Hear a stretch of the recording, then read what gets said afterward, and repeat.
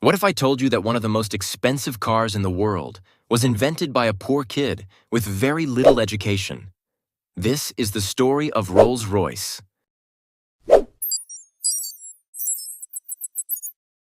Henry Royce was born in 1863. He grew up in humble circumstances in Alwalton, England. Henry was the youngest of 5. His parents, James and Mary, owned a flour mill, but they weren't too good at running the business, resulting in them barely making any profits. The family struggled for many years and eventually filed for bankruptcy in 1867. Looking for a new start, the family moved to London, where they hoped to find better opportunities. But Henry's father ended up working for a flour mill where he wasn't making that much. Henry was 4 at the time and was working as a bird scarer on a local farm, where he got paid 6 pence a week. The family continued to struggle, but in 1862, things got even worse when Henry's father passed away. Since money was tight, all the kids had to work to make ends meet. At this point, Henry was 9 and was working harder than ever selling newspapers and delivering telegrams. Since Henry was working from the age of 4, by the time he was 15 years old, he was only able to complete 1 year of school, but that didn't make him uneducated. Although he lacked a formal education, Henry would study algebra, French, and electrical engineering in his free time. At this point, Henry would get an apprenticeship in the Great Northern Railway. His aunt decided to financially support him to get an education, but the money wasn't enough, so Henry had to quit the apprenticeship after 3 years. He then decided to move to Leeds to work at a tool-making company. But that didn't last, and he would move back to London to work at the Electric Light and Power Company. Henry stuck with this company and was even relocated to Liverpool in 1882. Although Henry was learning tremendously with every job he took, he never forgot his dreams of turning his passion for engineering into a full-time job. So, when Henry was just 22 years old, he would quit his job to follow his dreams. He started his company F.H. Royce & Company with his engineer friend Ernest Claremont in 1884. For the next few years, the friends would work harder than ever, making electrical components such as doorbells and dynamos. The friends put their souls into this business, especially Henry. He would stay up all night finishing products to send to their growing customer base. At this point, the company was starting to bring in profits and eventually expanded to making electric cranes in 1894. Although the company profited the equivalent of $1 million today, Henry would not settle. See, Henry was never driven by money. It was just a means of survival for him. He loved to invent and has now set his sight on inventing a motor car.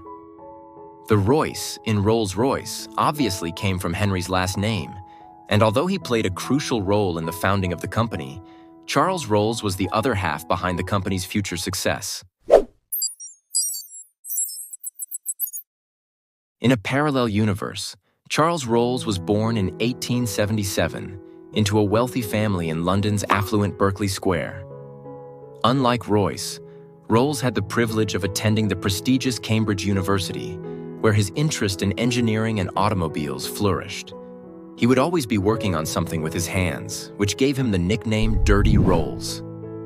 Rolls was truly passionate about cars. He was even the first person at his college to own a motor car at the age of 18, which he traveled to Paris to buy. This love for cars eventually led him on a quest to discover the most reliable and well-engineered vehicles.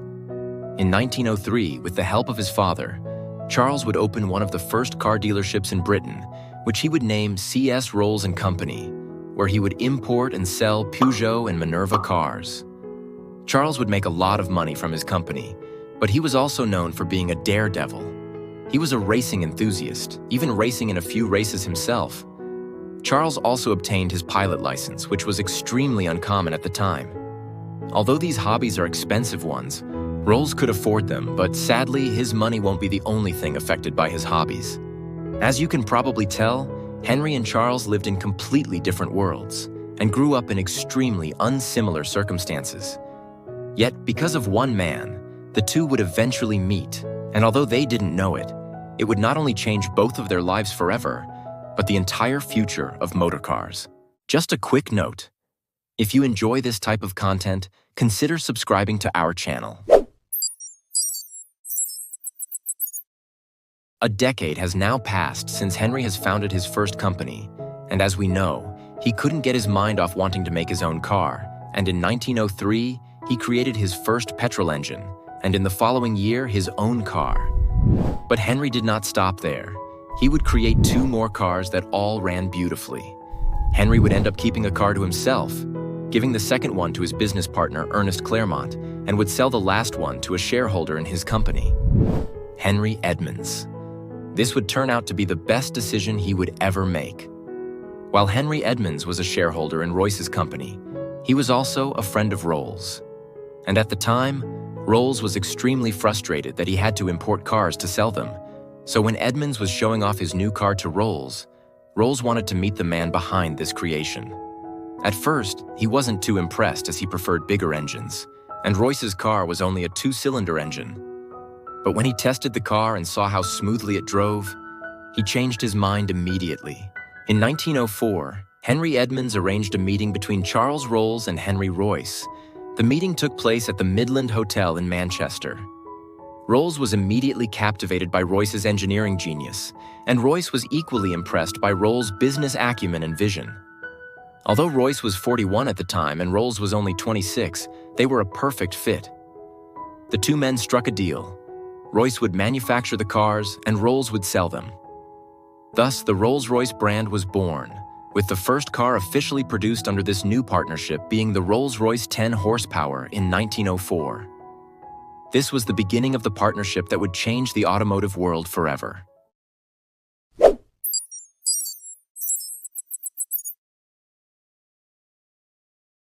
The early success of Rolls-Royce was significant, but it was the introduction of the Rolls-Royce Silver Ghost in 1907 that truly solidified the company's reputation.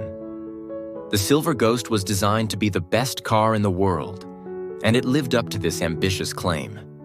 Powered by a 6-cylinder engine, the car was noted for its smooth and silent driving, which was not the case for the noisy and unreliable vehicles of that era. The car's success was largely due to its impeccable engineering, which set a new standard for quality and reliability. But it wouldn't be possible without the genius marketing of Charles's partner, Claude Johnson. Claude knew the importance of company reputation, and as the now managing director of Rolls-Royce, he would launch a massive campaign to promote the car's quietness and reliability.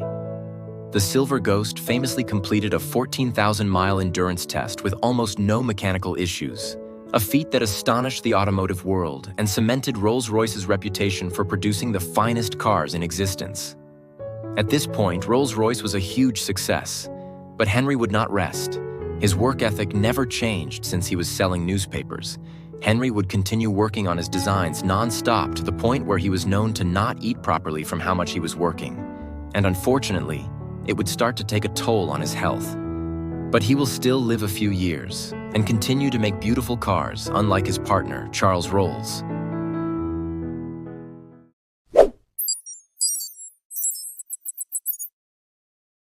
As Rolls-Royce grew in prestige, the company expanded beyond cars.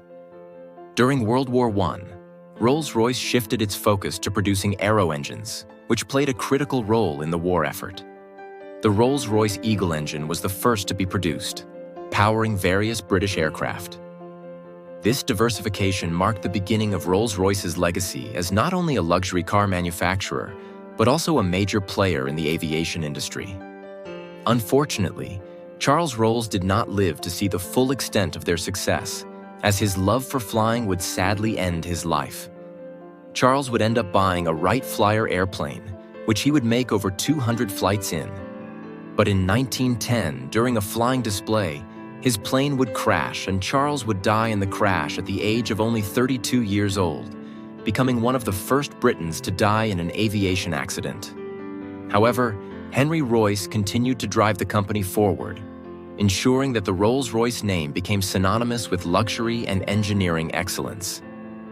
In the following decades, Rolls-Royce continued to innovate, producing some of the most iconic cars of the 20th century, including the Phantom series, which was introduced in 1925 and remains a flagship model to this day. Although the Phantom's success would carry on for years to come, Henry would not. In 1933, at the age of 70, Henry would die as a result of being extremely ill. But Henry would work hard till his very last breath. It was even rumored that the last sketch he designed was from his deathbed.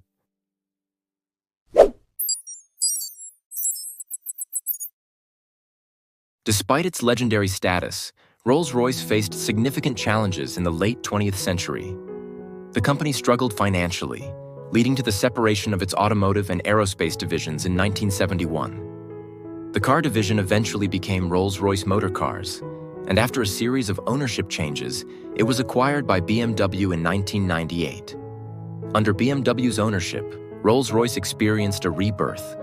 The introduction of the Rolls-Royce Phantom in 2003 marked a new era for the brand, combining modern technology with the timeless craftsmanship that had defined Rolls-Royce for over a century. Today, Rolls-Royce continues to produce some of the most luxurious and technologically advanced vehicles in the world, a testament to the vision and legacy of its founders.